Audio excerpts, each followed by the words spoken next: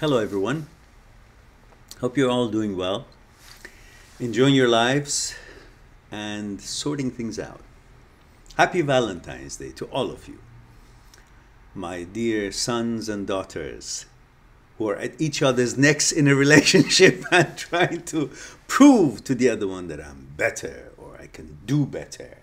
So therefore, I'm with you, but you better behave. Otherwise, I will do this, I will do that. Why is it that we are so dictatorial in an era that we and everybody else talks about democracy? Perhaps we should think it over. And perhaps we should find out what is it that drives us? Wrongfully so, maybe on an angle that is not really the right angle, but let's see if we can examine that tonight. You know, I think one of the things that everybody, right or wrong, we'll discuss it together and find out, is searching for, looking for, striving for, hoping for, trying for, can be summed up in one word: more. Everybody wants to be more than what they are. They feel being more than what they are will answer the problems that they may be feeling in life. They may be feeling that what's not feeling right in their life is because they're not more than what they are. This more has become from 1,000 years ago, or maybe not 1,000 years ago, maybe from the time that corporations started making more products that we really don't need. But they figured, now we've gotten human being used to having things, more comfort, better seat, better pencil, or a pencil when there was no pencil, seat where there was no seat to sit on, chair to sit on. Things that human being didn't have, industries and people and companies start making them. And then human beings start buying them for their comfort and bettering their standard life. And then corporations realized that, hey, I make, they buy, I make money. So they start making more products that perhaps wasn't really necessary. Many products, wonderful, but many products are there just because they wanted another thing to sell and encourage us to buy another thing, whether we want it or not. Because the more we bought, the more they made money. So the more product they made, the more we bought. Because we had started this tradition or this habit of wanting to have more product, new things. It was new to us from hundreds of years ago. And now, to this point, this buying something, feeling that when we buy something brings us more of value, more of comfort, more of contentment, more of lifestyle, more of worth, echelon, place in society, so we can, from that, what we got, which is more, get other more things, like more of other things. So it's all about, somehow in our consciousness, it's been put that we need to have more, be more, and that's the way we can feel more. And maybe that would lead to more psychological security, because that's really ultimate goal of every human being, to have psychological security. But because most of us don't really know how to get this psychological security. They try to get it or achieve it, which they don't know what it is, but they try to achieve it through physical means, physical security, which then translates into having more things, because it seems like they think the more they have, the more physical security, the more security they'll have. Their life would be more secure in different ways. On the other side of this topic, human being from the outset knew that there is something more than what he or she is, that he or she wants to achieve, wants to be.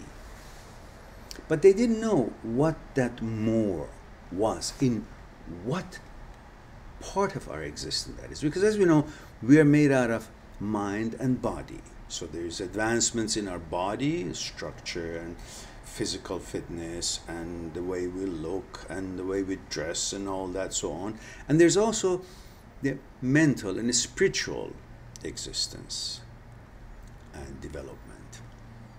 Now, human being somehow inwardly would know that there is something he wants to achieve, but didn't really know what is it. And because he didn't know, and because we are visual and we could see our physical being, and we compared ourselves with the others physically, we thought physical being is the only thing that we are made out of, not being aware of their spiritual and mental and mind development and powers. And what they saw, they thought, this is what we are. So therefore, they tried to increase that development and achievement that they thought they want to be, they want to achieve, by physical ways. And that's why many go and maybe do some alterations in their body, especially ladies, tummy tuck, or pull this face, or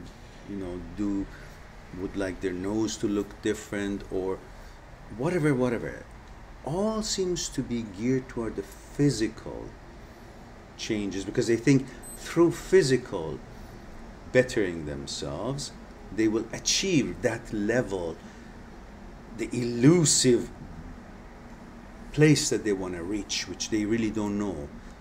That's the spiritual advancement, but they can't know about it, so they think they can achieve that level, whatever it is that they feel inside that they want to achieve, through physical changes and physical things. So, where am I going with this?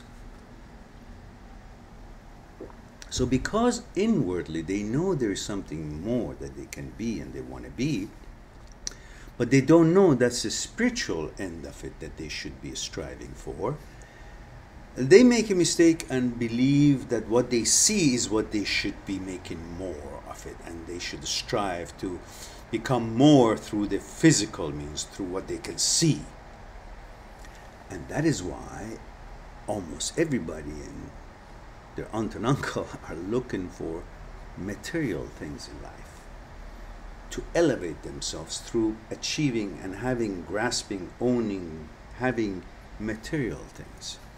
And once they do that, they make a slight but grave mistake in thinking that women are also something that they can bring by being with them, by having a relationship with them, by having them, as if they are a material thing, as if they're a product, as if they're a thing. By having them, they think that they will also add to their worth, to become more. It's another thing that they should have to achieve a certain level.